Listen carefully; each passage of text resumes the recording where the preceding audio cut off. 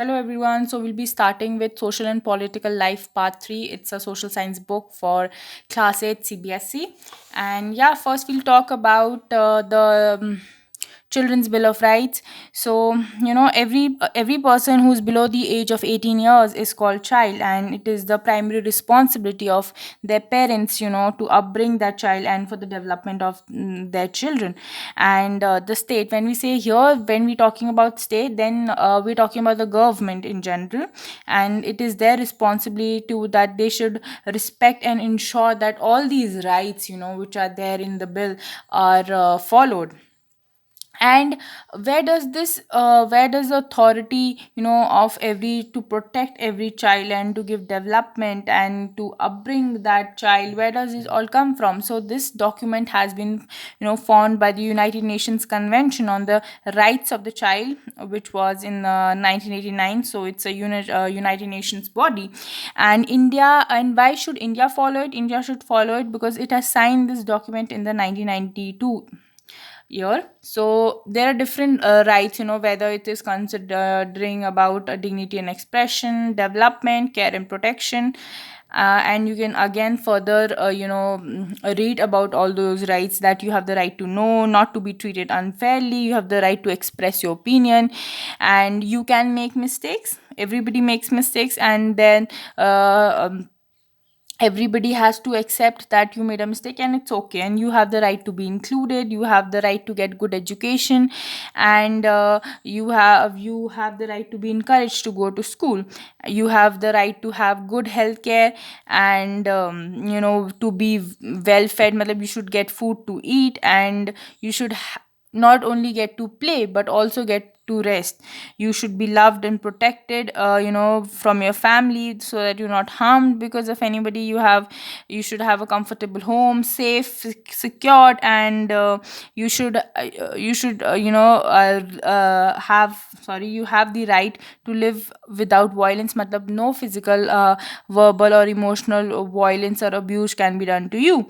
And there should be no kind of economic exploitation or sexual exploitation. You should have a free, secure environment to live. And yeah, and if you and these are all the rights which are given to every child who is a person below the age of 18 years. And this authority comes from United Nations Convention on the Rights of the Child, which is a document formulated in the year 1989 and duly signed by India. So India also comes under following all these bills. So we'll be doing this book. So there are 5 units in this chapter, and we today will be starting with Indian Constitution and secularism. So this is unit 1. So let's see that what does this unit talk about. So let's start. Wait, the focus is not there. Now it's fine. The Indian Constitution has been regularly referred to in the previous two social and political life textbooks. Now we've always, we've described and talked about the Indian Constitution in our previous books. Unlike the previous two books, where little space was devoted to discussing the Constitution itself, this year the chapters in Unit 1 take the Constitution. Now here our main focus will be Constitution. What are we going to study in Chapter 1? Discusses the principle that underlie a liberal constitution.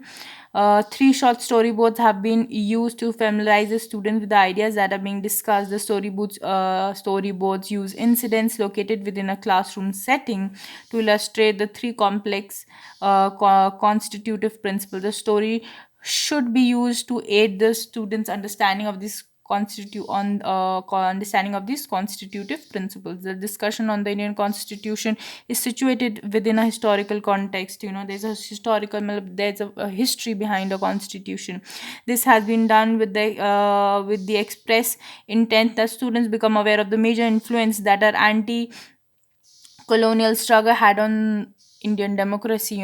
We have had the major influence that our anti-colonial struggle, while we fought against the British for freedom. In discussing the constitution, we've had to use several new and often difficult terms to explain certain key features. While teaching, these, please keep in mind that the student will continue to study these key features in greater depth in higher classes. Therefore, the attempt here is to familiarize the students with a very basic understanding and significance of these features within the working of democracy in India. Chapter 2 then will you know talk about secularism. The most prevalent definition of secularism is that it refers to the separation of religion and state. So, religion and state are two different things, and they cannot be put into one place. That is what secularism basically, tries to emphasize here. The chapter uses this definition as a foundation and then proceeds to elucidate two complicated ideas. First, points out why separation is important, and second, why it is particular to Indian secularism. There are two main reasons why the separation between religion and state is important. The first is to prevent domination. There no religion can dominate over another. That is interreligious domination. Sorry. The second is to oppose the various types of dominations that can happen within a religion. So there are, and then there are various dominations that can even happen. We talked in one of the previous week talks about ranking. So ranking, we even these are many different religions, and then in within one particular religion, there are different ranking. One is here, one is here, one is here, and then so the ranking goes on. That is to avoid that too. And intra-religious domination. For example, the chapter discusses untouchability in Hindu religion practice, which allowed upper caste to dominate members of some lower caste. Secularism, opposition to institutionalized religion, means that it promotes freedom and equality between and within religions.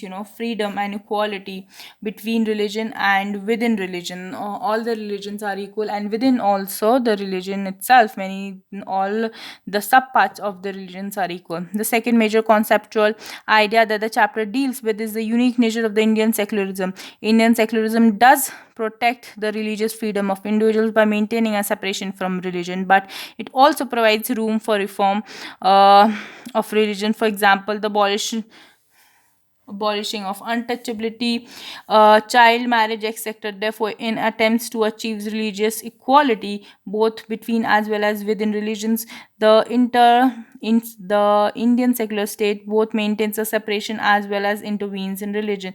This intervention can either be in terms of a ban like that of untouchability, or in terms of providing assistance to, whether there's a, there can be, these can be done by either banning certain types of words or certain things, or maybe just providing assistance to certain religious minorities. The chapter explains this and refers it to as principal distance.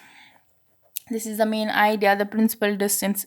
This means that any interference in religion by the state has to be based on the ideals laid out by the constitution. So always the constitution is going to be our guiding light. Several of the above points are quite complex. It is crucial that you understand these points clearly before teaching this chapter. It is very likely that students will come up with several suggestions for why the government should intervene or not intervene in religious affairs. While discussion is to be encouraged, it is important to mediate this and ensure that it does not reinforce stereotypes of religious minorities.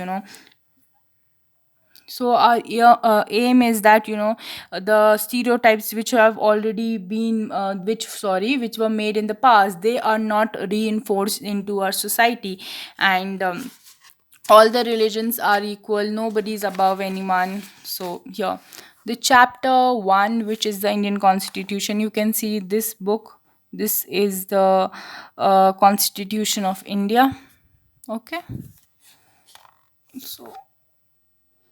So we're going to study the Indian Constitution. In this chapter, we are going to begin with football, a game many of you have probably heard of or even played. As the name suggests, this is a game that involves players' feet. According to the rules of football, if the ball touches the arm of any player except the goalkeeper, then it is considered a foul. So, if players start holding the football in their hands or passing it around, then they are not playing football anymore. Similarly, other games such as hockey or cricket also have rules according to which they are played. Each of these rules help define the game and help us distinguish each of these rules help define the game and help us distinguish one game from another. As these are fundamental to the game, we can also call them the constitutive rules of the game. Like these games, a society also has constitutive rules that make it what it is and differentiate it from other kinds of societies. In large societies, in which different communities of people live together, these rules are formulative through consensus. And in modern countries, this consensus is usually available in written form. A written document in which we find such rules is called a constitution. We have looked in the Indian Constitution class 6 and 7 in our social and political life textbooks. Have you ever wondered why we need a constitution, or have been curious or been curious about how the constitution got written or who wrote it? In this chapter, we'll discuss both these issues and we'll also look at the key features of the Indian Constitution. Each of these features is crucial to the working of a democracy in India, and some of these will be the focus of different chapters in this book. So let's talk here. Let me do the focus right. Yeah. Why does a country need a constitution? Today, most countries in the world have a constitution. While all democratic countries are likely to have a constitution, it is not necessary that all countries that have a constitution are democratic. The constitution serves several purposes. First, it lays out certain ideals that form the basis of a kind of country that as citizens aspire to live in. Other Sorry, or put another way, a constitution tell us the fundamental nature of our society is. Okay. A country is usually made up of different communities of people who share certain beliefs but may not necessarily agree on all issues. Our constitutions help serve as a set of rules and principles that all persons in our country can encourage upon as the basis of the way in which we want the country to be governed. These includes not only the type of government but also an agreement on certain ideals that we all believe the country should uphold. So there are different countries who might also have a constitution, but it is not necessary that they are democratic.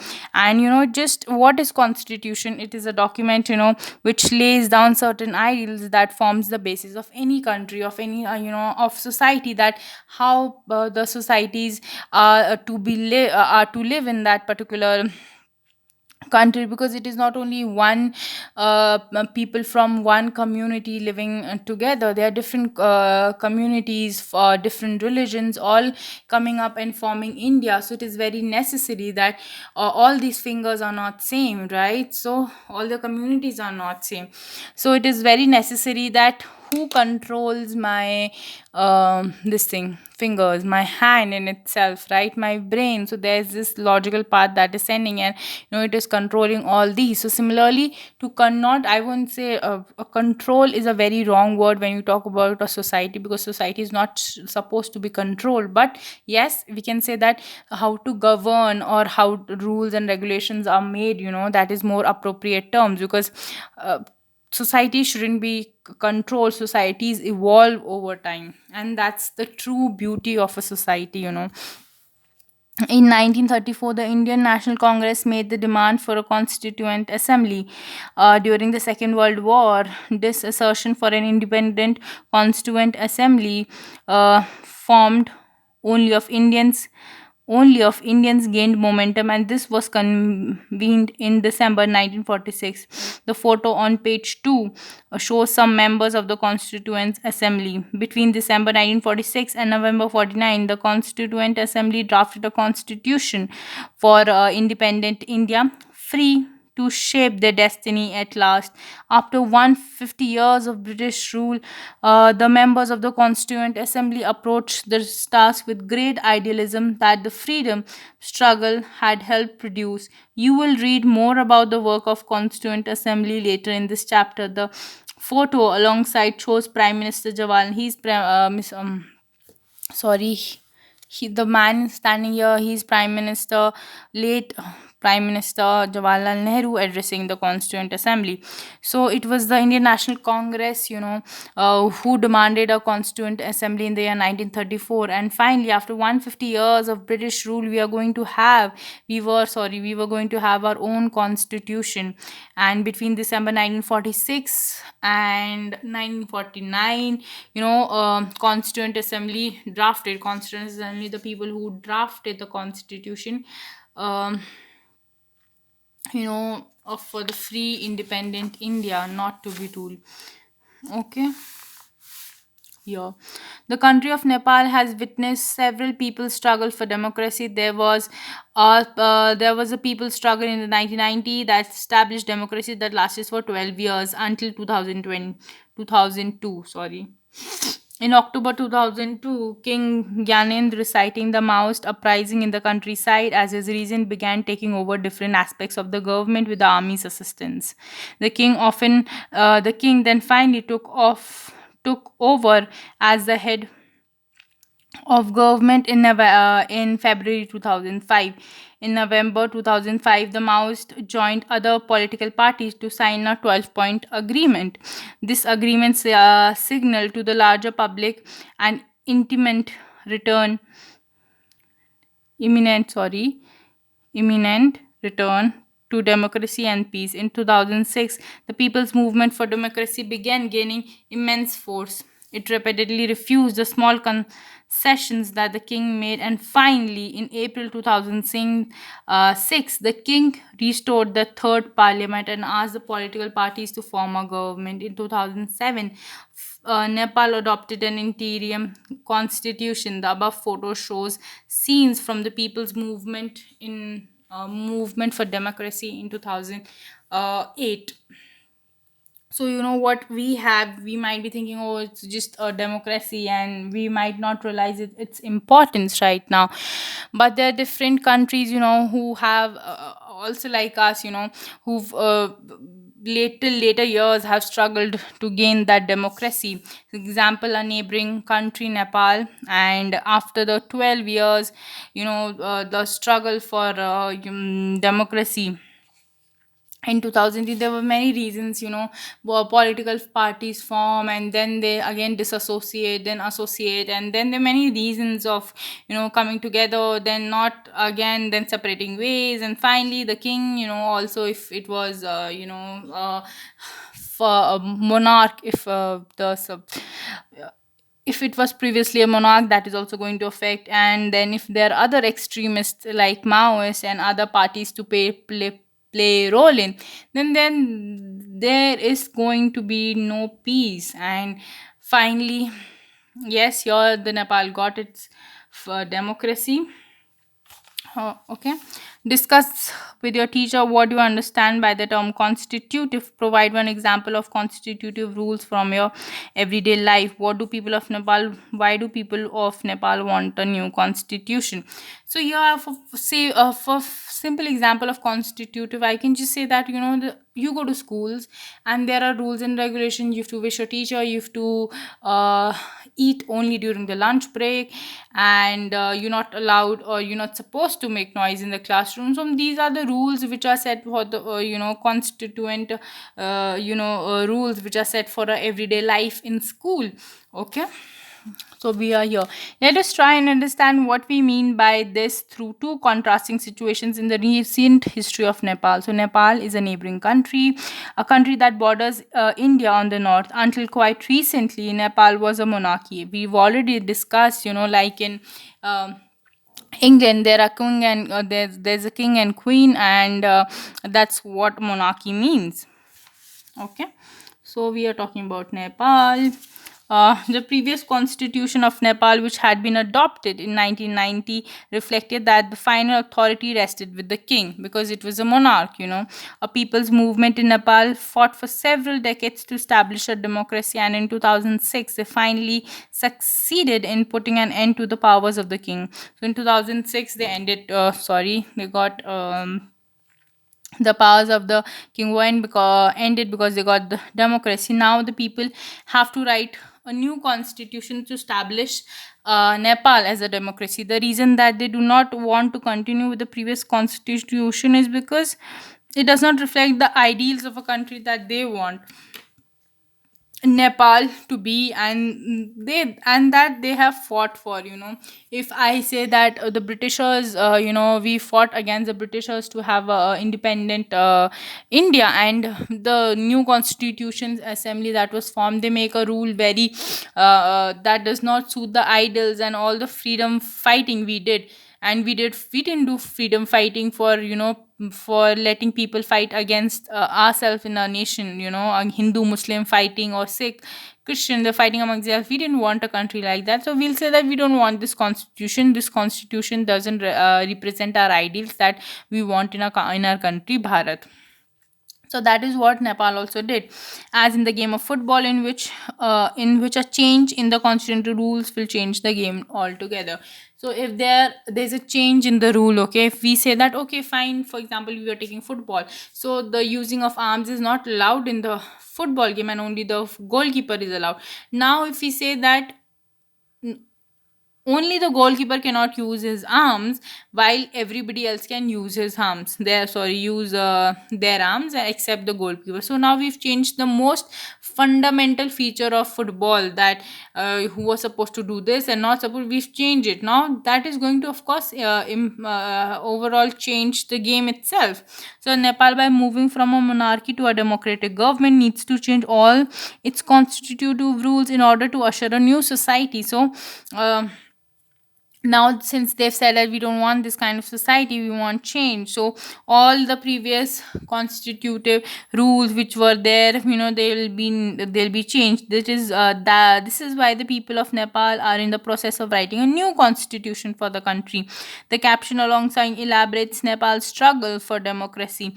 The second important purpose of a constitution is to define the nature of country's political system. The how the political system of a country is going to be like. For example, Nepal's earlier constitution stated that the country was to be ruled by the king and his council of ministers. In countries that have adopted a democratic form of government or polity, the constitution plays a crucial role in laying out certain important guidelines that govern decision making within these societies. In a democracy, we choose our leaders so that they can exercise power responsibly on our behalf. Whereas, we talked about the main fundamentals of democracy, whether it was equality, whether it was public participation through elections or protests. So that is what we're talking about. However, there is always the possibility that these leaders might misuse their authority, and the constitution usually provides safeguards against this. The misuse of authority can result in gross injustice, as demonstrated in the classroom situation below. So we'll read it through. Suresh is the class monitor. He's a bully. His classmates are not too fond of him. Mrs. Rao, the class teacher, has to leave the classroom on some urgent work. She asks Suresh to mind the class. Suresh starts picking on Anil. Anil, today I'm going to report to you, Mrs. Rao. But what have I done? When Mrs. Rao returns, ma'am, while you were away, Anil kept talking loudly and disturbing the class. He would not listen to me. Anil, you will have to stay back after school today and write. I will not disobey the class monitors a hundred. I will not disobey the class monitor 100 times.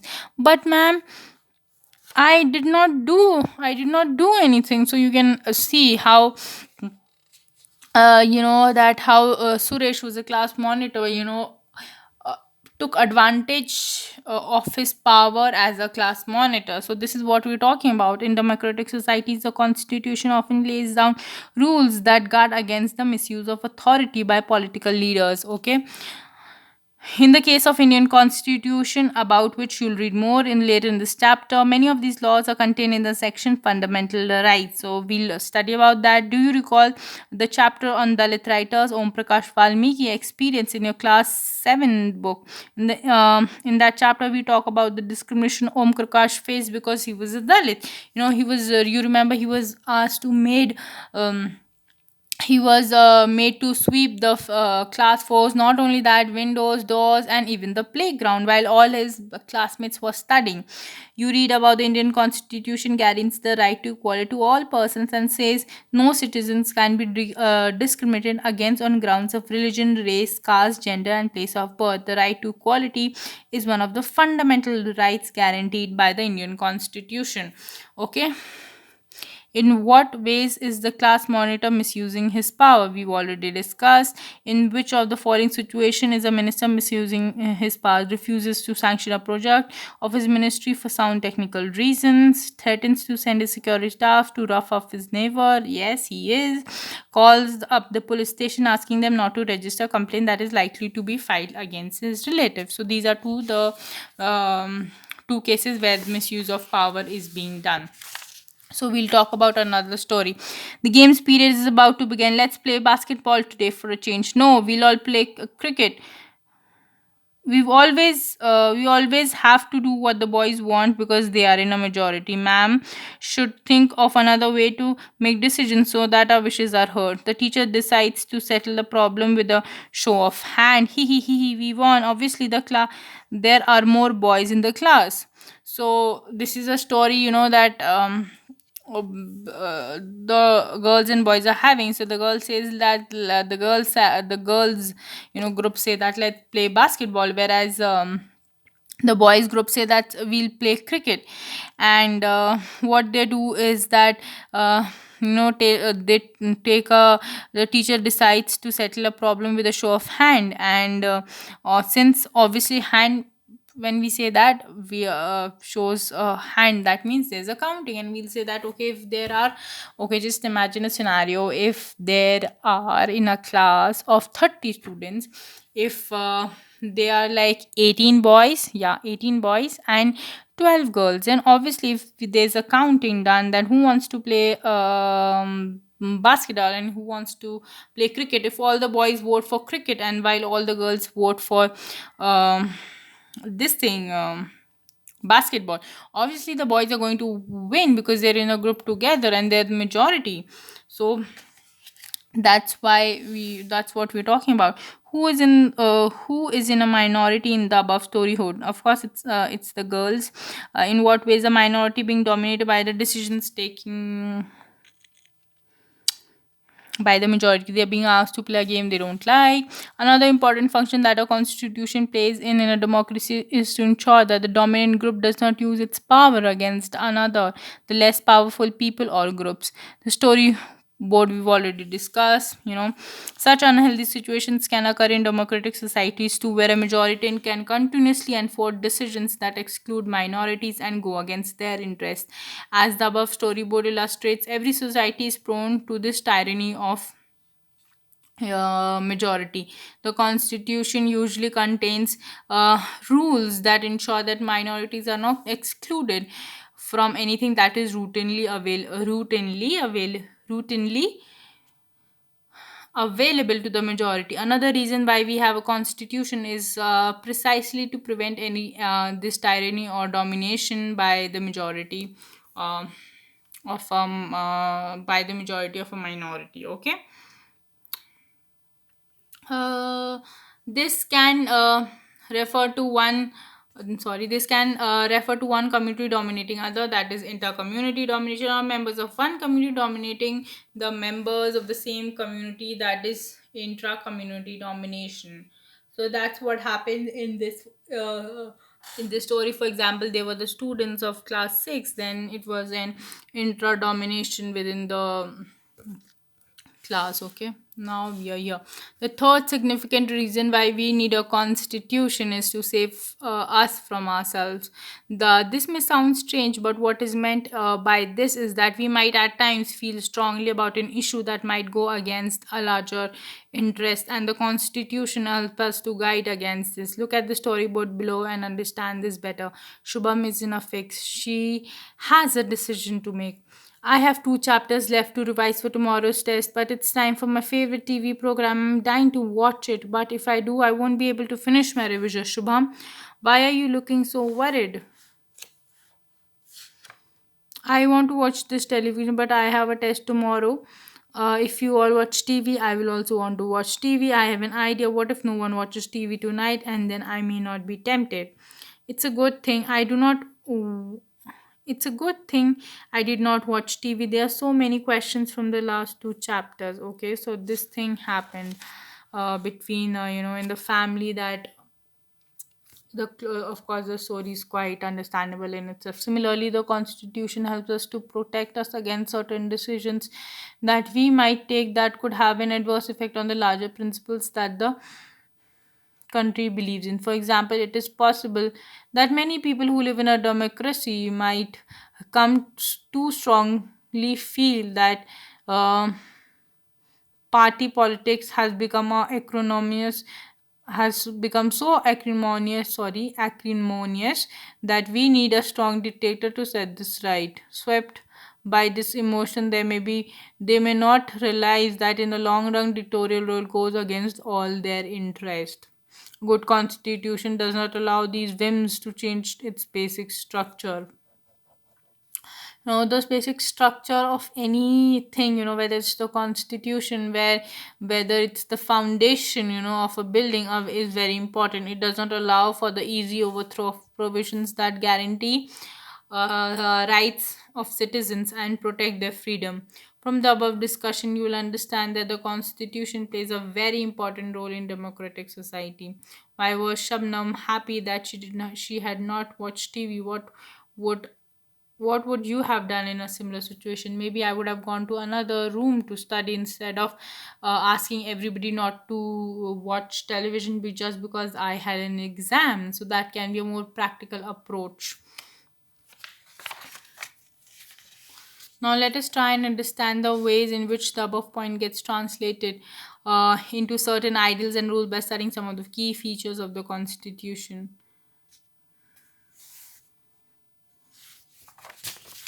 This year, there was an extraordinary sense of unity amongst the members of the Constituent Assembly. Each of the provisions of the future constitution were discussed in great detail, and there was a sincere effort to compromise and reach an agreement through consensus.